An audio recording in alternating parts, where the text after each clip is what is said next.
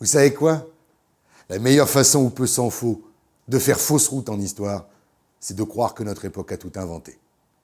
Cette suffisance vis-à-vis des siècles passés se paye quasiment à tous les coups d'un démenti cinglant. Désolé, mais le XXe siècle n'a pas accouché du féminisme. Ben Laden s'est inspiré très largement de modes opératoires déjà en vigueur au, tenez-vous bien, XIe siècle, entre autres.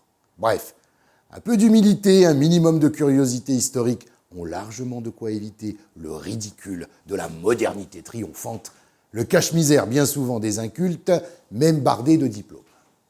Entre les 5 semaines de congés payés, les RTT, les jours fériés, les ponts qui vont avec, bon nombre de nos contemporains ont acquis la conviction de vivre dans la civilisation des loisirs.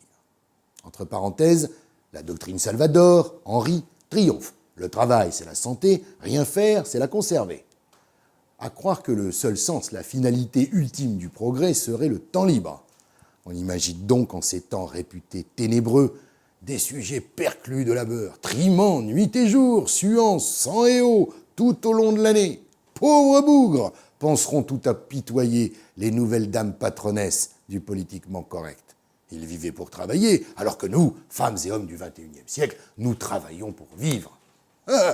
Tu parles.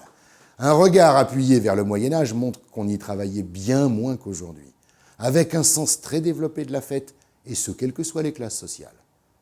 Comme le disait justement Alexis de Tocqueville, l'histoire est une galerie de tableaux où il y a peu d'originaux et beaucoup de copies. Alors, avec Historia, méfiez-vous des contrefaçons. Elles pullulent de l'école à la maison de retraite. Oyez, oyez, gentilhomme, noble seigneur, le Moyen-Âge en fête, un dossier fort divertissant à lire ce mois-ci dans Historia.